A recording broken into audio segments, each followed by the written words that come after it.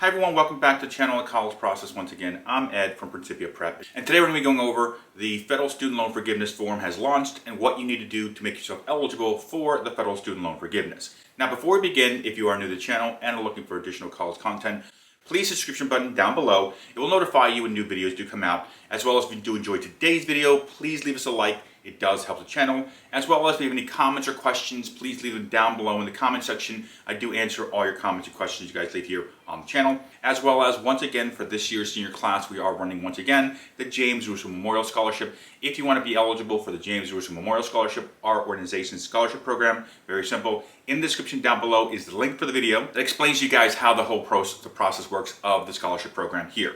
As well as also in the description down below is the organization's Venmo, as well as her buy us a coffee, if you want to help support the channel, allowing us to keep making these college videos for you guys out there. And all that being said, let's jump right into today's video. The Federal Student Loan Forgiveness Form has launched and what you need to do to make yourself eligible for the Federal Student Loan Forgiveness. Now, it's obviously been 2 years now since this whole process has kind of started as far as the student loan forgiveness has been in the air, things have been talking about. In fact, we've made many different videos here about the student loan process going all the way back to July of 21. So this has been going on for a very long time here, obviously. We've made a lot of videos here keeping you guys informed of how the process works, and it has finally arrived. As of yesterday, the U.S. Department of Education, the Biden administration, came out and said the Federal Student Loan Forgiveness Form is now out and you guys are eligible now, and now you guys are now able to now go out there and start filling out the form. And the process is very simple, by the way. What you guys need to do is very simple. You guys need to go to this website right here, Studentaid.gov, and what you do is, if you can follow me here on the screen,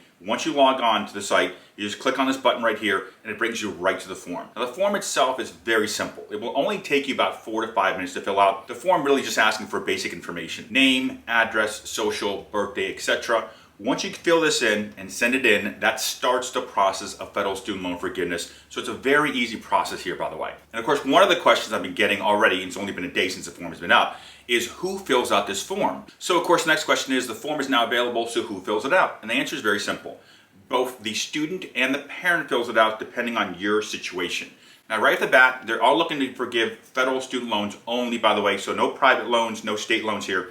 And by the way, here is the list of loans you're looking to forgive. So you're looking at the subsidized and unsubsidized direct loans, also known as the Stafford loans, as well as the Perkins loans that are in the government ownership, by the way. Now, it's very simple to figure out if you have federal loans or not. You can basically watch me here. I'll show you guys here on the screen. You guys go into Studentaid.gov. You sign in using the student's FAFSA login. And once you sign in, the moment you guys sign in, right here on the dashboard shows you on the left-hand side, if you have federal student loans, that means you're eligible for federal student loan forgiveness in the sense that these are the loans they're looking to forgive. On the right side, if you see anything here, which you do here for this account, you see they have grants. This means you're eligible for the $20,000 of total federal student loan forgiveness because of the fact that the student had received Pell Grants while they were in college. So now we know where the form is and how to fill it out. As far as we're starting by filling it out for the student with their information, let's talk about why we fill it out as well for the parent using their information after you submit the student's form, by the way. Second time you fill out this form is if the parent has a Parent Plus loan, specifically a federal Parent Plus loan. And same steps once again to figure out if you have these.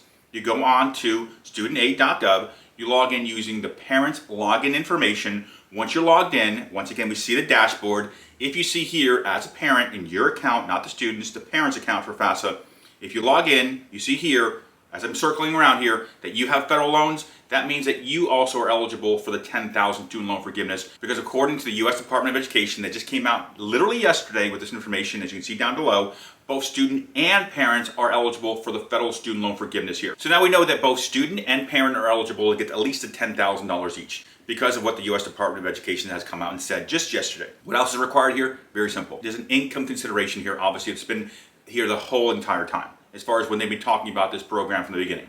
Now, when it comes to the income consideration, it's very simple. If the student is a dependent student, i.e. they're in college, they're counting the parent's income situation. If the student is a graduated student or they're a grad student, then it's the student's income situation.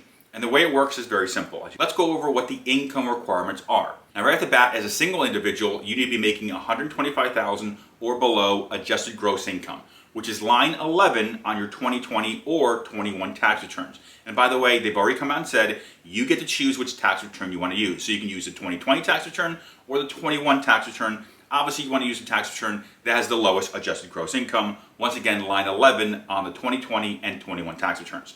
Now, if you're a single individual, if you're making $125,000 or below, you're eligible.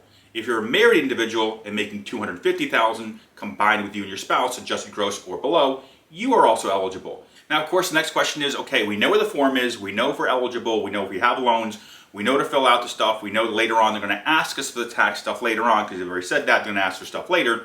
What do we do now? Well, right now, you have to get this form in before December 1st of 2023. So you have a very long runway, but the reality is you don't want to wait that long. From this perspective, you really should be looking to get this form in by December 1st of 2022. Essentially, from this point of view, they've already come out, the U.S. Department of Education, and said that not only are they going to look to come back to you guys and ask for more documentation at some point later on, but the entire process will literally take anywhere from 1 month to 2 months. And since obviously 2 months is a very long time frame, what will happen is if you guys go over, if they haven't accepted you, you guys go over the January 1st, 2023 deadline of when forbearance ends, your loans will start incurring interest. So your goal is obviously to get your student loan paperwork in, the federal student loan paperwork in, before the federal student loan forbearance goes away, so whatever debt you have isn't growing interest on debt you shouldn't have. So after January 1st of 2023, obviously the interest starts growing again on these loans, which you don't want to happen on loans that you're getting forgiven, obviously. So the goal is to get this thing in as soon as you can, hopefully before December 1st of 2022.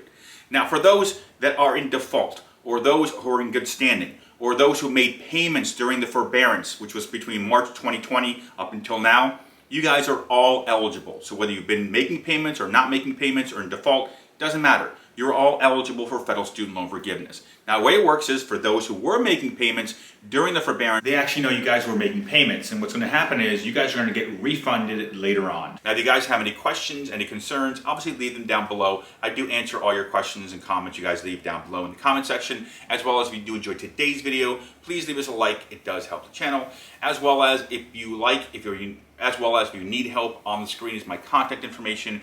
If you need assistance with either the financial aid paperwork or the admissions paperwork, or really anything in between financial aid or admissions whatsoever, on the screen is my cell phone number. You can actually send me a text message, which is the fastest way to get a hold of me, or you can actually just email me, which is the second fastest way to get a hold of me. I do sit down with families and do meetings through Zoom on a one-on-one basis, so if you need help, I am here to assist you guys. But other than that, thank you so much for watching today's video. Once again, my name is Ed from Principia Prep.